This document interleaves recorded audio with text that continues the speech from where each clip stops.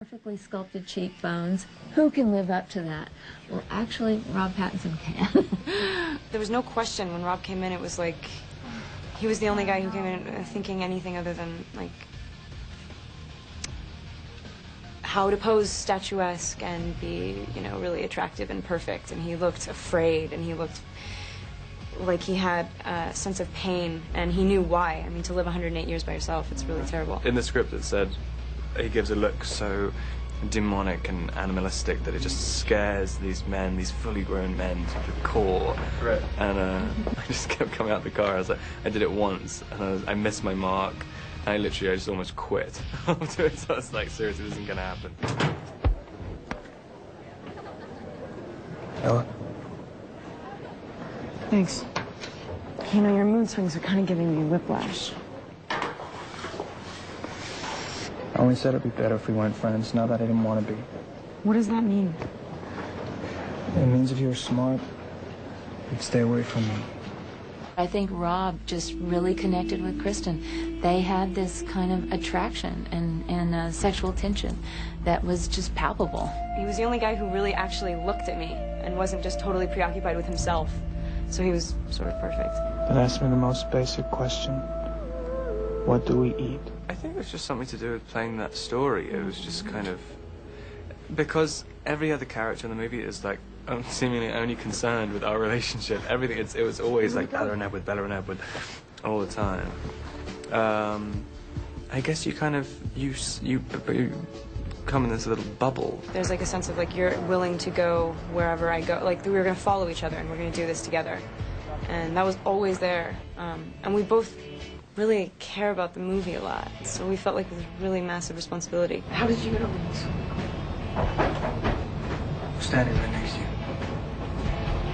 No, you were across the lot next to your car. No, I wasn't. Yes, you were. You hit your head, you must be confused. There was definitely some kind of connection when we met. That sort of thing can't really be defined. It's like, for whatever reason, you, I don't know, you feel like you're really, like you see, not that you see something in the person that nobody else does, but it's just that when you do look at each other, that there's like a moment of like just clarity. There's just truth there. There's honesty. These two are both incredibly intelligent and, you know, complex people themselves, and they bring that to the screen. They're able to express that. Okay, well, let's say for argument's sake that I'm not smart. I can see what you're trying to put off, but I can see that it's just to keep people away from you. It's a mask. Did you tell me the truth? No, probably not. I'd rather hear your theories. I have considered radioactive spiders and kryptonite. It's all superhero stuff, right? What if I'm not the hero? What if I'm the bad guy? You're not. These guys are Team Edward fans. What is up with that? He is way too casual about all of this, right? Is. Man. I think it's pretty daunting for anybody to be thrust into that sort of limelight. Yeah. I mean, it's Edward is an iconic character at this point, you know? He's the sexiest thing in the world, Edward. It's so funny because last year, you know, I'm struggling to even get someone to talk to me. And then, like, the whole world just turns and everybody finds you attractive. It's like, all right. I don't know how he does it, really. It's you know, and he does it with, like, this quirky charm that's just kind of rock starish. I don't know how he does it. The whole thing just seems completely ridiculous sometimes. Action.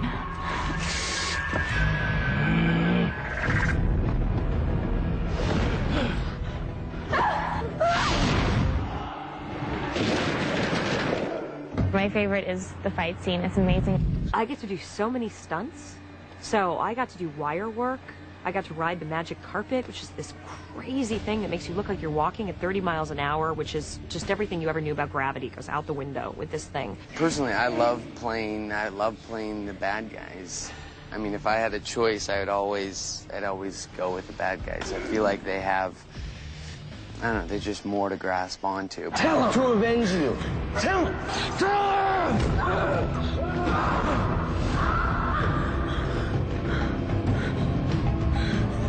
Sorry.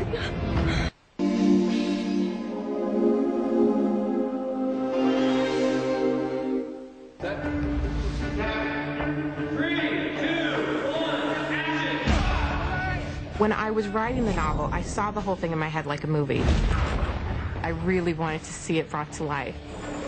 This looks just right. People dream about this book. It's our first day of shooting. We picked the most difficult set ever. Not one shot is easy. Love it. Welcome to Twilight. You know, it started with the books. I mean, Stephanie is kind of a genius, and so it, and even I read it before it was made into a movie, and it just kind of has that relatability. But then, you know, adding on top of that, that danger and vampires and sexiness and all that good stuff. Stephanie wrote such a cool book, and I wanted to just make that real, make it visual, make it exciting, lift it off the page from words into just a thrilling experience that you felt like you were there.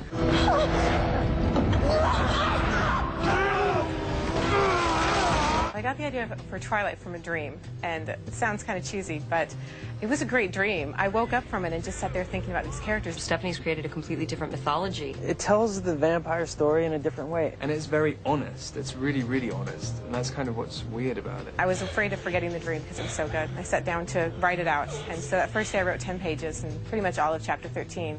And then after that, I just wanted to know what was going to happen. It's an interesting story. I mean, the books, I read it, and I told everyone I was kind of a fan before I even got the part. I never sat down to write a novel. It was just a chance to kind of play with the characters in my head. And when I finished it, no one was more shocked than me that I'd actually finished a book. It's not enough for any of us that this is just a fun, good time vampire romp love story. That's not enough. We want it to be real. I feel like the only love story that could have that quality is if it's actually put in like a fantasy world. And I feel like this does it well. It pulls it off and you believe it. Beautiful.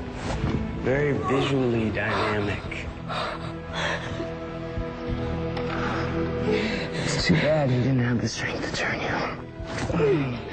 Instead, he kept you this fragile little human. I get emails from people who feel like my book has actually changed their life, which for me, I mean, it changed my life.